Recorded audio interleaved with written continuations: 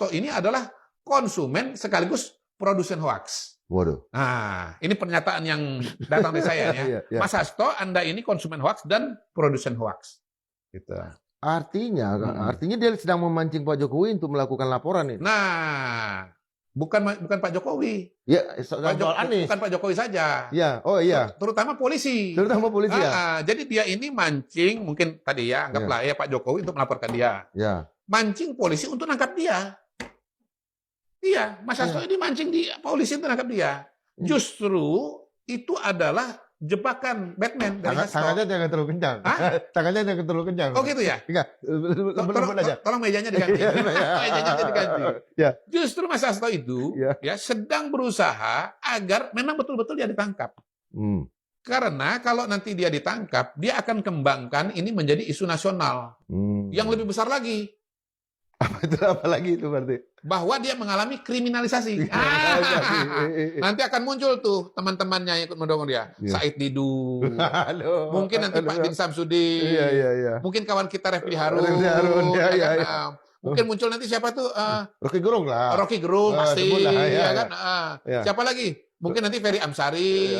Mungkin nanti Bivitri Susanti.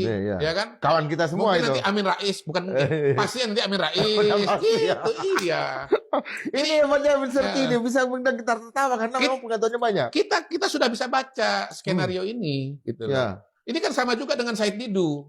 Ya kan? Wah, dilaporkan ke polisi. Langsung dia bilang, saya dikriminalisasi karena membela rakyat. Ya kan? Muncul pembelaan dari banyak pihak. Gitu loh. Kalau beneran Anda akan ditangkap, siapa yang akan menjaga kader-kader Anda dengan seluruh militansi Anda? Dan terkhusus, siapa lagi yang akan menjaga Ibu Mega? Ya sama dengan yang dialami oleh Bung Karno dulu. Ketika beliau di penjara di Sukamiskin, itu Bung Karno sudah menulis bahwa ya akan berakhirlah seluruh perjuangannya. Beliau sudah berpasrah kepada Allah Subhanahu wa taala. Tapi ternyata itu kemudian menciptakan suatu benih-benih baru, membangun suatu kesadaran. Nelson Mandela puluhan tahun di penjara, tapi cita-cita itu tidak pernah padam. Sehingga buat saya ya setidaknya kalau dilakukan kriminalisasi masuk penjara, keluar nanti tambah suatu spirit baru. Jadi menyongsong jeruji itu suatu kehormatan sebagai bagian dari pengorbanan cita-cita. Karena memang situasinya sudah sangat gawat. Anda tampaknya sudah siap banget ya? Oh, saya siap. Saya sejak awal ketika masuk ke PDI Perjuangan meluruhkan diri. Apalagi setiap kita membaca perjuangan para pendiri bangsa kita, Bung Karno, Bung Hatta. Belum mereka yang dibuang di bawah Vendigul karena melakukan pemberontakan tahun 26. Tokoh-tokoh seperti Syahrir, mereka rela dibuang dengan penuh keyakinan bahwa Republik ini tidak akan pernah kehilangan suara-suara kebenaran untuk bersikap meskipun nyawa harus dipertaruhkan. Itu pelajaran dari sejarah kemerdekaan kita. Dan saya yakin kekuatan moral, kekuatan merah putih di Polri itu jauh lebih besar. 3 tahun Harun Masiku hilang. Yang dia biayai siapa? Dia kan bukan orang kaya, nggak sekaya aku. Oh jauh. Kalau itu memang saya akui dia jauh. Ya siapa yang membiayai? 3 tahun hilang. Kok ditanyakan saya? Analisa Anda kan masyarakat anti korupsi.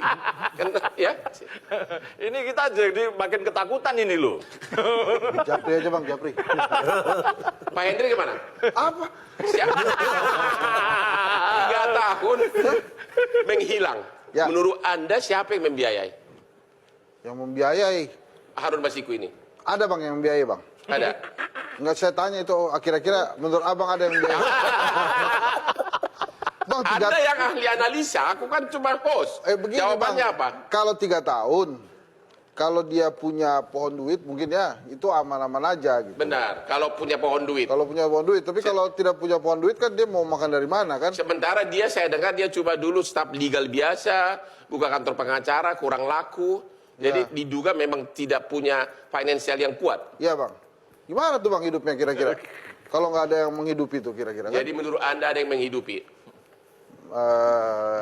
Pasti, tapi siapa? Enggak, kalau saya iyain melanggar hukum nggak saya tuh? Enggak. Pasti ada yang membiayai. Iya, ya enggak. Itu menurut saya sih pasti ada yang membantu lah. Nah, Harun Masiku ini kan sebenarnya dia korban. Karena dia punya hak konstitusional saat itu berdasarkan keputusan Mahkamah Agung. PDI ini berjuang itu dengan jalur-jalur konstitusional, dengan jalur-jalur hukum. Harun Masiku itu mendapatkan keputusan Mahkamah Agung yang seharusnya dia mendapatkan pelimpahan suara dari PD Perjuangan berdasarkan kebijakan PD Perjuangan karena ada calon terpilih yang saat itu meninggal. Nah, di dalam proses ini kemudian ada tekanan dari oknum-oknum KPU yang meminta adanya suatu imbalan. Maka dia tergoda kemudian untuk memberikan Harun Masiku yang kemudian dikategorikan sebagai suap. Tergoda kemudian untuk memberikan Harun Masiku yang kemudian dikategorikan sebagai suap. Karena menyuap anggota KPU, komisioner KPU itu adalah suatu pelanggaran hukum. Itu tuh siapa sih kok bertahun-tahun nggak bisa ditangkap? Ya, saya akan kasih bonus bagi yang bisa menangkap Harun Masiku 8 miliar rupiah uang pribadi saya. Ya, supaya semangat, supaya tidak ada negara di negara ini yang kebal hukum. Ya, dan saya gunakan berkat dari Tuhan itu untuk memberantas korupsi yang ada di Indonesia. Ya, Mas Hasto, kita cari Harun Masiku sama-sama ya, supaya jelas terang menerang. Ya.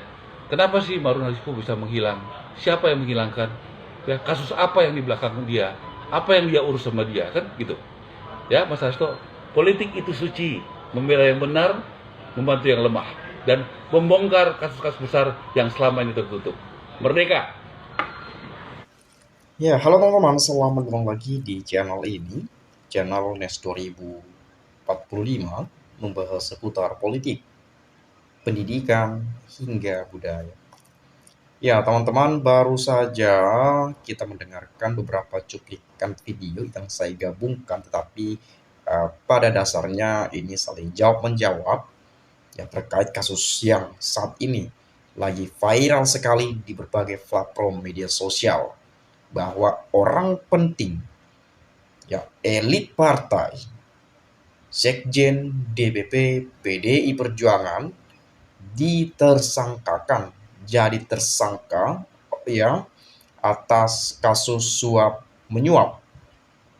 Ini dalam kasus 2019 ya, tetapi 2019 pada saat pemilu ya. Pokoknya 2019 ini mungkin teman-teman tidak asing lagi dengan kasus yang satu ini, yaitu mengenai kasus Harun Masiku. Nah, teman-teman, diduga Pak Hasto Kristianto, Sekjen DPP PDI Perjuangan, ya, terlibat dalam kasus suap penyuap ini. Karena ada beberapa hal yang saya dengarkan bahwa Pak Hasto menelpon atau menyuruh orang menelpon si Harun Masiku tadi, ya, itu agar istilahnya merendam HP-nya biar rusak gitu ya, dan menyuruhnya kabur. Itu ada yang saya dengar gitu ya, tetapi saya nggak tahu kepastiannya seperti apa karena ini kan belum diproses sesuai hukum, belum juga nanti pra pengadilan mungkin ya, dan mungkin Bu Megawati tidak akan tinggal diam dengan hal ini karena beliau juga sempat menyebutkan pada pidatonya, ketika Pak Hasto ditangkap KPK, saya akan mendatangi. Ya, saya akan mendatangi. Hasto jangan takut, saya ada pada barisan paling depan.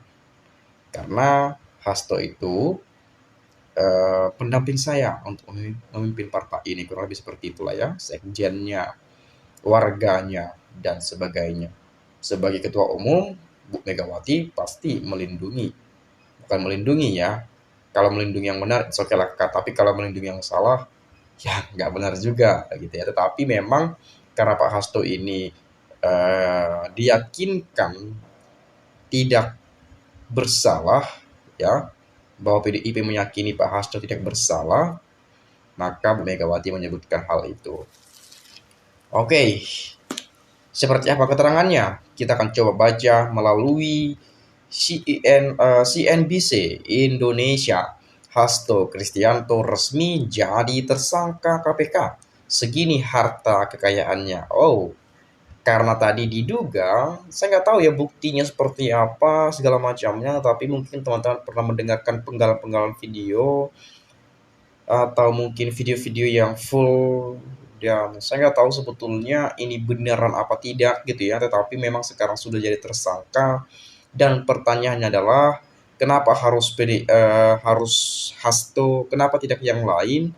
Karena Hasto disebut oleh KPK ya, atau mungkin yang saya dengar saja nih ya, itu memberi uang kepada Harun Masiku. Tapi saya nggak tahu sih sebenarnya diberi apa enggak nih, atau jangan-jangan barangkali Harunnya butuh kursi itu istilahnya gitu ya, dan dia nggak punya uang, minjam uang Hasto, ya nggak tahu juga gitu ya.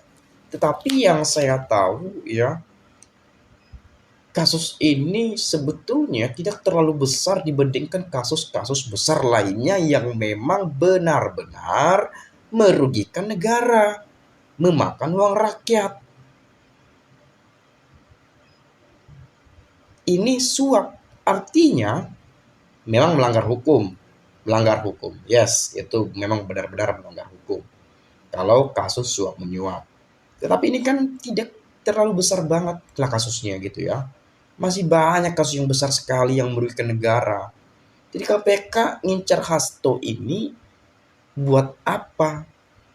Nah, kenapa saya sampaikan ini? Karena ada penyampaian ini politisasi hukum. Hukum telah dipolitisasi mungkin untuk tujuan-tujuan tertentu, dan sempat juga ini dikait-kaitkan dengan Pak Jokowi. Dan setelah Pak Jokowi dipecat, mungkin tidak terima intervensi KPK dan hasil tersangka.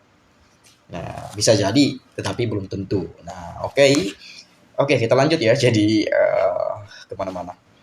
Oke, dari Jakarta, CNBC Indonesia, Sekretaris Jenderal atau Sekjen PDI Perjuangan Partai Demokrasi Indonesia Perjuangan Hasto Kristianto resmi ditetapkan sebagai tersangka oleh Komisi Pemberantasan Korupsi atau kerap kita kenal sebagai KPK dalam kasus suap Harun Masiku. Lantas seberapa kaya Hasto Kristianto?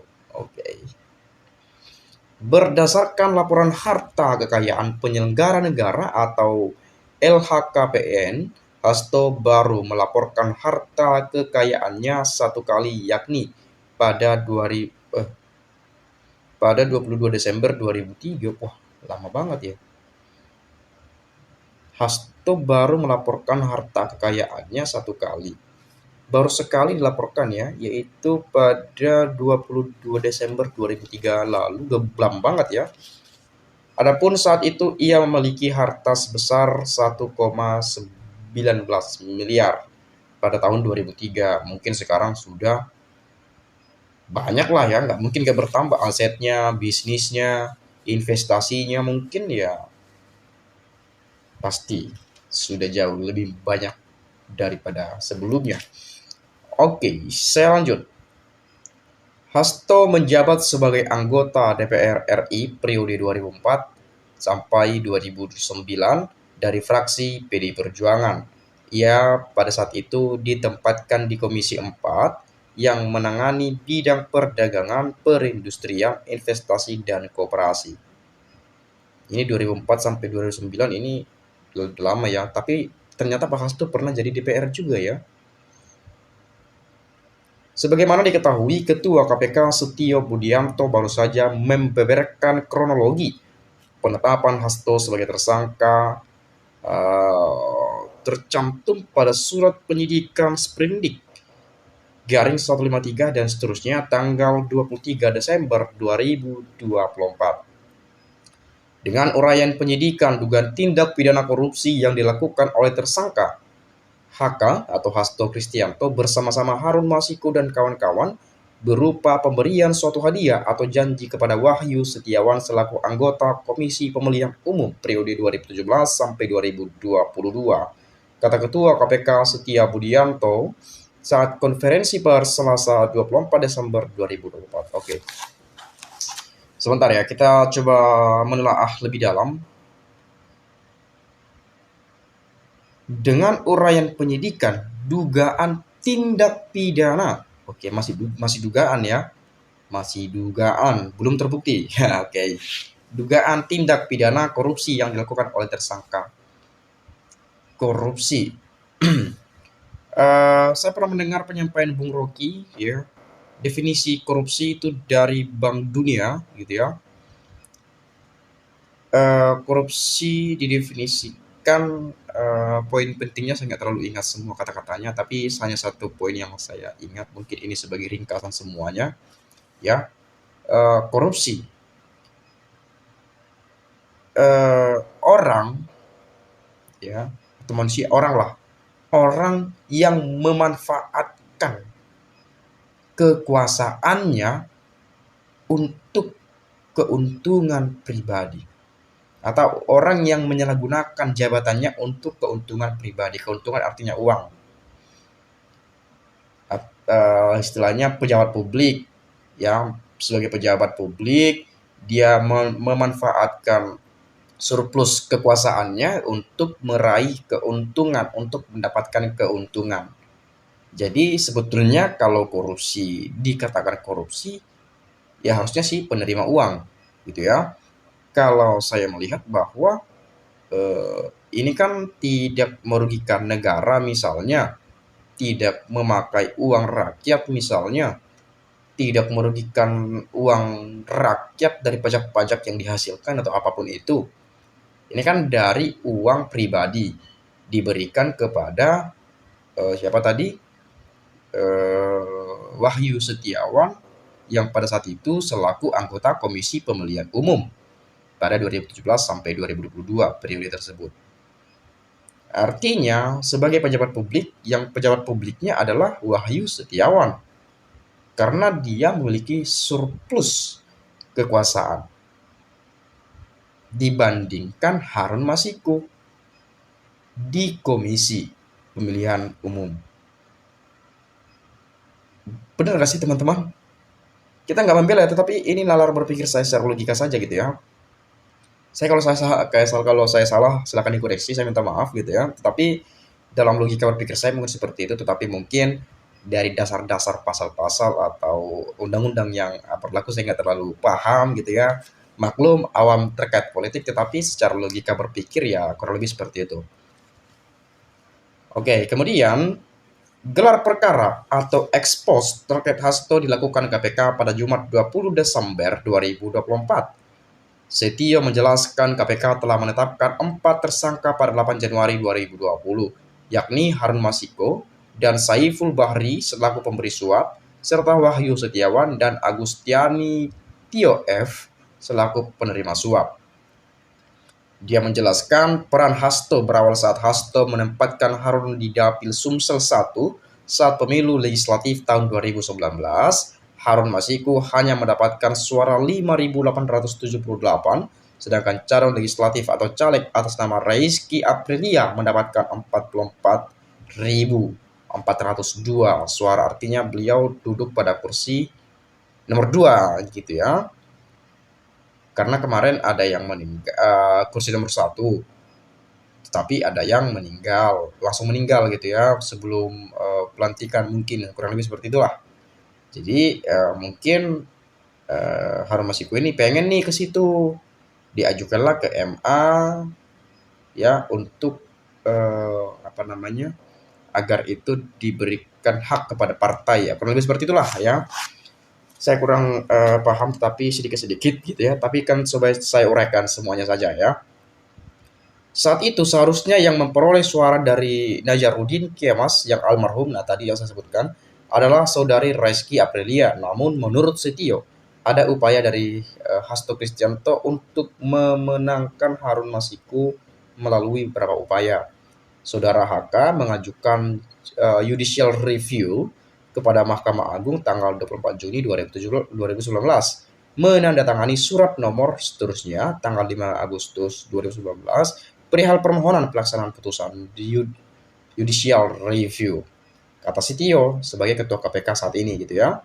Namun setelah ada putusan dari Mahkamah Agung, KPU tidak melaksanakan putusan tersebut, sehingga Hasto meminta fatwa kepada MA. Jadi setelah keputusan dari Mahkamah Agung, KPU tidak melaksanakan. Nah, jadi sudah ada putusan dari Mahkamah Agung, ya. Tetapi KPU-nya tidak melaksanakan putusan dari MA, ya. Lalu kemudian Hasto meminta fatwa kepada MA lagi. Oh, berarti udah 2 kali gitu ya. Untuk meyakinkan, mungkin kurang lebih seperti itulah ya. Oke, kemudian selain upaya itu, menurut Setio, Hasto secara paralel mengupayakan agar Rizky mengundurkan diri untuk digantikan oleh Harun Masiku. Namun upaya tersebut ditolak oleh Rizky Aprilia. Berarti ini Rizky Aprilia ini perlu juga dipanggil dan diselidiki. Dan kemudian orang-orang yang terlibat. Dan satu lagi, memang untuk mengungkap kasus ini sebetulnya tidak perlu Pak Hasto yang jadi ditangkap gitu ya. Tetapi tangkaplah Harun Masikunya. Nanti beliau memberikan penjelasan lebih detail seperti itu. Tetapi mungkin KPK telah menyelidiki dan punya hak juga ketika ada bukti ya, jadi tersangkalah si Hastonya gitu ya, sekjen PDIP tersebut. Nah, jadi ya mungkin nanti ada jalur-jalur hukum, pengacara, kuasa hukum dan seterusnya.